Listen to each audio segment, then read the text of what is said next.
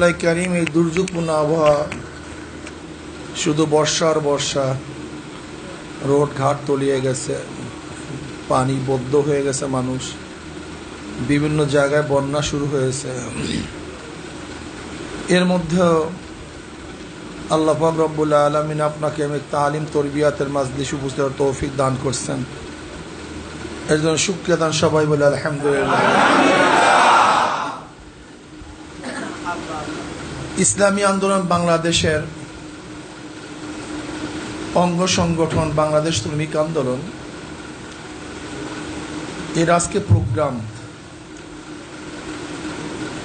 শ্রমিক আন্দোলন ইতিমধ্যে বাংলাদেশে যে বাস্তব নমুনা দেখিয়েছে, বিগত শত বৎসরের শ্রমিক আন্দোলনও সেই বাস্তবতা দেখাতে পারে নাই। অন্যান্য শ্রমিক আন্দোলনগুলি শ্রমিকদের ঘামের বিনিময় নিজেদের পেট পূজা করে, নিজেরা নেতা হওয়ার রাস্তা খুঁজে। আর শ্রমিক আন্দোলন বাংলাদেশ এই শ্রমিক আন্দোলনের মাধ্যমে নিজেদেরকে গড়ার, নিজেদের নেতৃত্ব সৃষ্টি করার মনোমস্তিষ্ক তাদের মধ্যে নাই। তারা শুধু চায় শ্রমিকদের অধিকারকে ফিরিয়ে দেওয়া। শ্রমিকদের অধিকার কিভাবে পেতে পারে,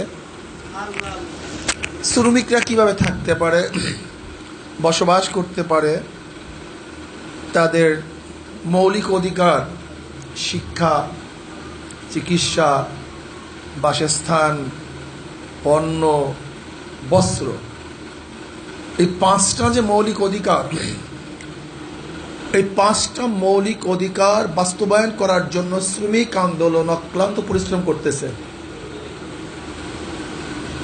আপনারা দেখেছেন এই গাজীপুরেই অন্যায়ভাবে কিছু শ্রমিকদেরকে ছাঁটাই করা হয়েছিল, মালিকরা ছাঁটাই করে দিয়েছে। কিন্তু আমাদের শ্রমিক আন্দোলনের নেতৃবৃন্দ তারা হস্তক্ষেপ করছে। তাদের হস্তক্ষেপের মাধ্যমে সেই শ্রমিকদেরকে ছাঁটাই করতে পারে নাই, বরং মালিকরা দ্বিতীয়বার তাদেরকে নিতে বাধ্য হয়েছে। এটা গাজীপুরের ঘটনা। বরিশালেও এইভাবে আমরা শ্রমিকদের পক্ষে আন্দোলন করি, অটো রিক্সা বন্ধ করে দিবে। আমি আন্দোলন করেছি শ্রমিকদের পক্ষে, সম্মেলন করেছি, রাস্তায় নেমেছি। আলহামদুলিল্লাহ, অটো রিক্সা বন্ধ করতে পারে নাই। আমি বলেছি এসি গাড়ি চলবে, যদি শ্রমিকদের অটো রিক্সা বন্ধ হয় তাহলে এসি গাড়িও রাস্তায় চলবে না, সেটা বন্ধ করতে হবে। তোমরা ভালো ভালো খাবা আর শ্রমিকরা তাদের বাচ্চাদের কাছে কিছু নিয়ে যেতে পারবে না। তোমরা ভালো পড়বা আর শ্রমিকদের বাচ্চার উলঙ্গ থাকবে, তোমাদের চিকিৎসার ব্যবস্থা থাকবে, আর শ্রমিকরা ধুকে ধুকে মরবে। তোমরা তো এসি বাড়িতে থাকবে আর শ্রমিকরা সারা রাত্র খোলা আকাশে নিচে ঘুমাবে। এটা হতে দেয়া যাবে না। আল্লাহ যদি ইসলামী হুকুমত কায়েম করেন, কবে করেন জানি না, ইসলামী হুকুমত কায়েম হয় তাহলে আশা করা যায় বৈষম্যতা অনেকটা কমিয়ে আনা সম্ভব হবে। কারণ বৈষম্য পুরাপুরি বন্ধ করা সম্ভব না, এটা ভুল। কিন্তু অধিকার কি ফিরিয়ে দেওয়া? একজনে সুন্দর, একজনে কালো, একজনে উঁচা আর একজনে খাটো, একজনে মেধা সম্পূর্ণ, একজনে মেধা নাই, সমান করবেন কিভাবে? লেখের প্রত্যেকের অধিকারকে ফিরিয়ে দিতে হবে, অধিকারকে ফিরিয়ে দিতে হবে, মূল্যায়ন করতে হবে। 3টা স্লোগানের ভিত্তিতে এদের স্বাধীন হয়েছে: সাম্য, মানবিক মর্যাদা, ন্যায় বিচার। কি বলেন তো? সাম্য, মানবিক মর্যাদা, ন্যায় বিচার। এই 3 স্লোগানের ভিত্তিতে এদের স্বাধীন হয়েছে। 3 স্লোগানের ভিত্তিতে এই ধর্মনিরপেক্ষতাবাদ, জাতীয়তাবাদ, এই গণতন্ত্রবাদ, এ তো পরের কথা। এ তো 72-এ ভারতের সংবিধান থেকে আমাদের সংবিধানে ট্রান্সফার করা হয়েছে, কিন্তু স্বাধীনতার স্লোগান ছিল তিনটা: সাম্য, মানবিক মর্যাদা, ন্যায় বিচার। সবাই সমান, অধিকার সমান, চাই সে শ্রমিক হোক, কুলি হোক, মজদুর হোক, কামার হোক, ঋষি হোক, মেতর হোক, চামার হোক, জেলের তাঁতি যেই হোক না কেন, বাংলাদেশের নাগরিক হিসাবে তার অধিকার সমান। তার অধিকার কি? সরকার যেখানে যেখানে জনগণ অধিকার রাখছে, বাংলাদেশের জনগণ হিসাবে এদেশের যত নিম্ন শ্রেণীর লোক হোক না কেন, তার অধিকার সমান। আর সাম্যতা সৃষ্টি করেছে একমাত্র ইসলাম। অন্য কোনো আদর্শ, অন্য কোনো নীতি সাম্যতা সৃষ্টি করতে পারে নাই। যেমন আমরা যখন মসজিদে যাই, দেখছেন সেখানে কে রাজা, কে প্রজা, কে ধনী, কে গরিব, কে মালিক আর কে গোলাম, এর কোনো ভেদাভেদ নাই, সবাই সমান। এর নাম সাম্যতা। গোটা দুনিয়ার মধ্যে ইসলাম সাম্যতার যে বাস্তব নমুনা দেখিয়েছে, এরকম নমুনা কেউ দেখাতে পারে নাই। এরকম নমুনা কেউ দেখাতে পারে নাই। যদি বাদশা পিছনে থাকে, প্রজা সামনে থাকে, মালিক পিছনে থাকে, গোলাম সামনে থাকে, সেজদার মধ্যে যদি বাদশা এবং গোলামের, বাদশা এবং মালিকের পা যদি গোলামের পায়ে লেগে যায়, মাথা যদি গোলামের পায়ে লেগে যায়, তাহলে এই অধিকার নেই যে গোলাম তুমি কেমনে সামনে দাঁড়ালা, কেন সামনে দাঁড়াইছো, আমি কেন পিছনে, তুমি পিছনে আসো আমি সামনে যাব, এই কথা বলার অধিকার কারো নাই।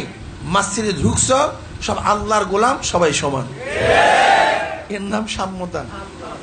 তোমরা সাম্যতার স্লোগান দাও, কিন্তু বাস্তব নমুনা তোমাদের মধ্যে, কিন্তু ইসলামের মধ্যে।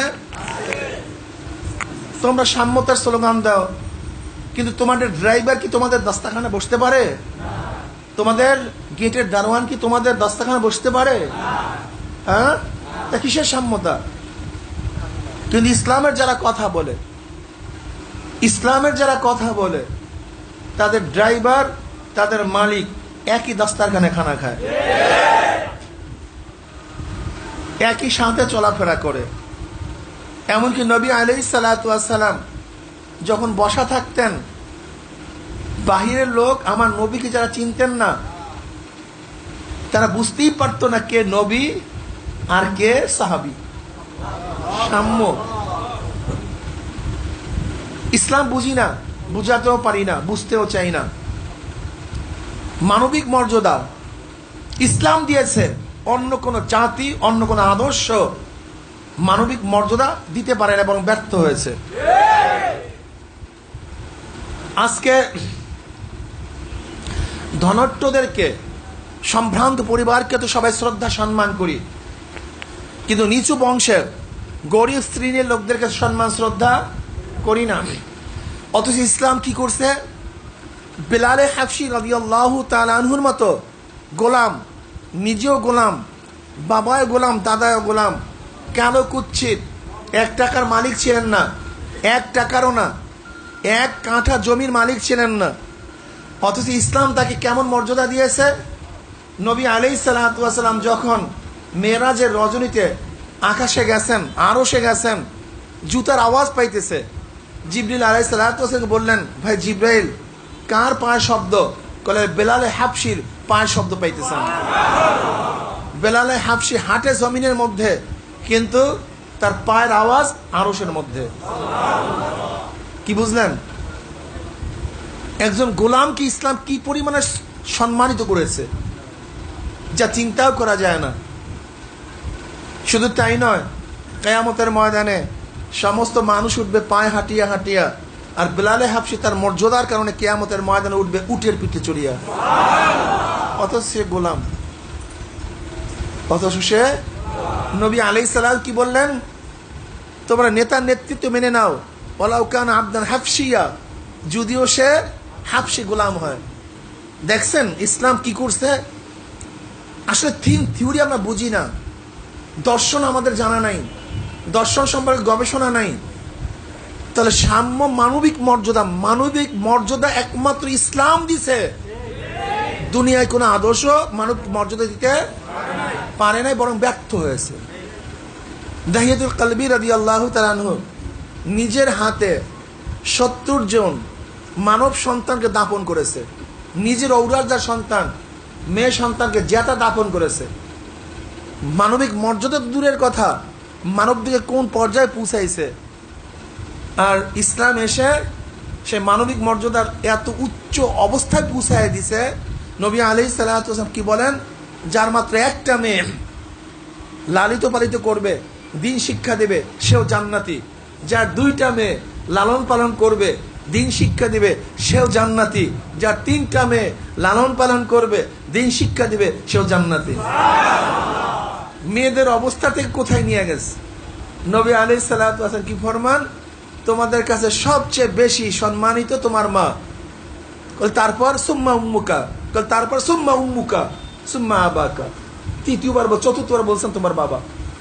মেয়েদেরকে কোথায় নিয়ে গেছেন? কোথায় নিয়ে গেছেন? মানবিক মর্যাদা, ন্যায়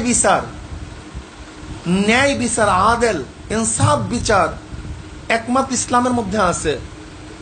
দুনিয়ার অন্য কোনো জায়গায় এই বিচার পাওয়া যায় না। জানেন কেমন বিচার? এক ইহুদির সাথে আলীউল মুর্তাজা রাদিয়াল্লাহু তাআলা আনহুর একটা ঢাল নিয়ে বিবাদ ছিল। ইহুদি বলতেছে ঢালটা আমার, আর আলীউল মুর্তাজা রাদিয়াল্লাহু বলছে ঢালটা আমার। কেস দায়ের হয়ে গেছে। খলিফাতুল মুমিনিন খুব ভালো মতো বুঝবেন ইসলামের ন্যায় বিচারের অবস্থানটা কোথায়। আমরা বুঝি না, আমাদেরকে বুঝতে দেয়া হয় না পরিকল্পিত ভাবে। এক তো বুঝি না, পরিকল্পিত ভাবে বুঝতে দেয়া হয় না। কেস দায়ের হয়েছে। এবার বিচারক বলতেছে আলী রাদিয়াল্লাহু তাআলাকে, আপনার যে ঢাল এর পক্ষে সাক্ষী আছে? বলে হ্যাঁ আছে। কে? বলে আমার ছেলে হাসান। বলে বাবার পক্ষে ছেলের সাক্ষী গ্রহণযোগ্য না, গ্রহণযোগ্য না। আপনার কি অন্য কোনো সাক্ষী আছে? না, আমার অন্য সাক্ষী নেই। বিচারক রায় দিয়ে গেছে ইহুদির পক্ষে। কার পক্ষে? কি ভাবতেছেন? খলিফাতুল মুমিনিন, তার পক্ষে রায় যায় নেই, ইহুদির পক্ষে চলে গেছে। যারা মনে করেন যে ইসলাম ক্ষমতা আসলে ইহুদিদের কি অবস্থা হবে, খ্রিস্টানদের কি হবে, হিন্দুদের কি হবে, বৌদ্ধদের কি হবে, ওরে জাহেল, ইসলাম সম্পর্কে না জানার কারণে তুমি এই প্রশ্ন তুলছো। বরং ইসলাম আসলে তো গায়রি মুসলিমরা আরো নিরাপত্তা লাভ করবে, নিরাপদে থাকবে, শান্তিতে বসবাস করবে।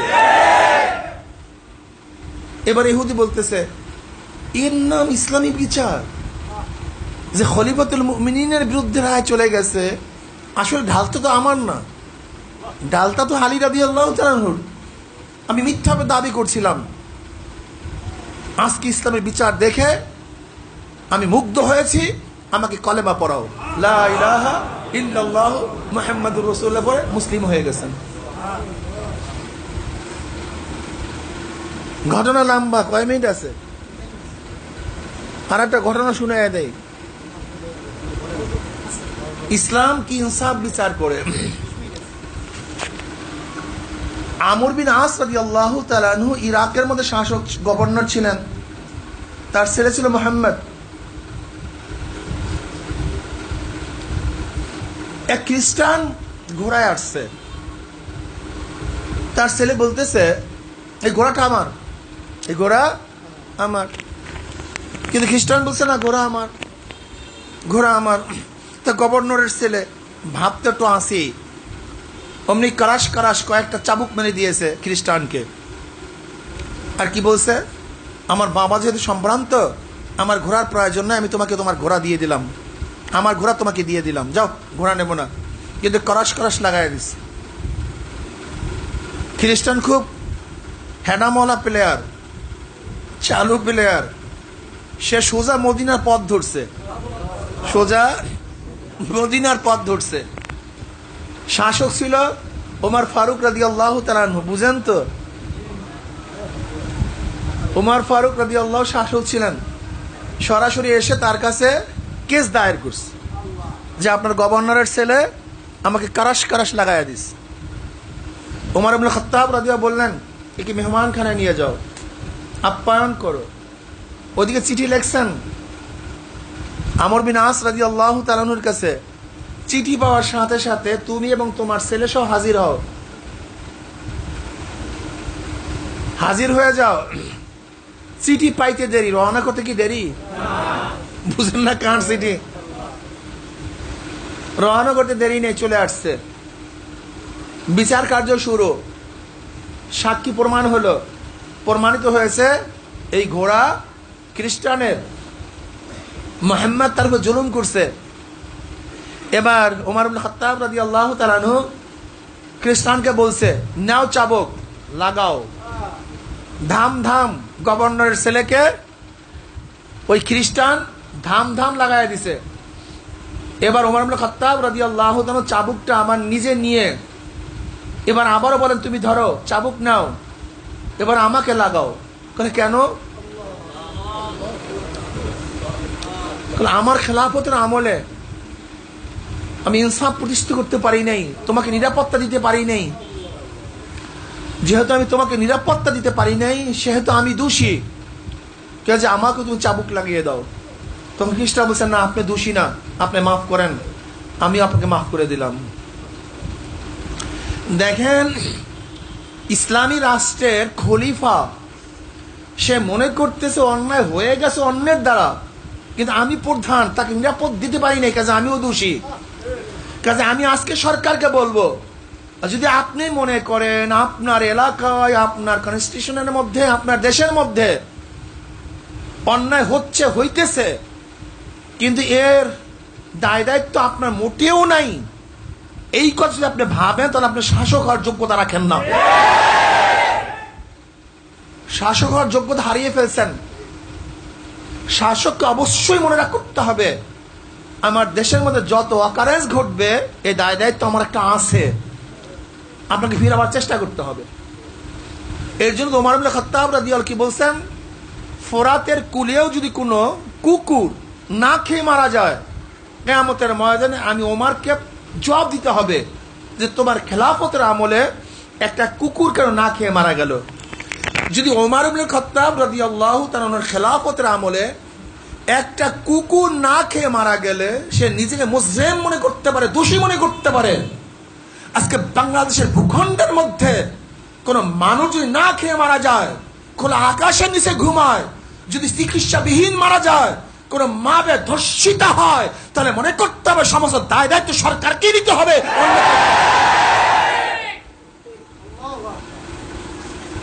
দায় দায়িত্ব তোমাকেই নিতে হবে। খোলা আকাশের নিচে এখনো কেন মানুষ ঘুমাবে? চিকিৎসাবিহীন কেন মানুষ মরবে? বস্ত্রবিহীন কেন মানুষ থাকবে? আজকে শিক্ষা থেকে মানুষ কেন বঞ্চিত হবে? আজকে তাদের বাসস্থান কেন ব্যবস্থা করা হবে না? এই মৌলিক অধিকারকে রক্ষা করার জন্যই তো এদেশের মানুষ রক্ত দিয়েছিল, জীবন দিয়েছিল, কিন্তু অধিকারকে বাস্তবায়ন হয়েছে? হয়নি। আল্লাহ যদি কবুল করে ইসলামী আন্দোলন বাংলাদেশ যদি স্থাপিত হয়, শক্তিশালী হয়, তারা যদি ক্ষমতায় যায়, তাহলে প্রথম তাদের কাজ থাকবে মানবিক মর্যাদা, সাম্য এবং ন্যায় বিচার এদেশে প্রতিষ্ঠিত করা, প্রত্যেক মানুষের অধিকারকে ফিরিয়ে দেওয়া। বাংলাদেশের নাগরিক হিসাবে প্রত্যেকটা নাগরিক সমান অধিকার ভোগ করবে। যে আল্লাহ আমাকে এবং আমাদের সবাইকে বুঝাবার, আন্দোলনে থাকার, আনার তৌফিক দান করেন। আল্লাহুম্মা আমিন। রব্বানা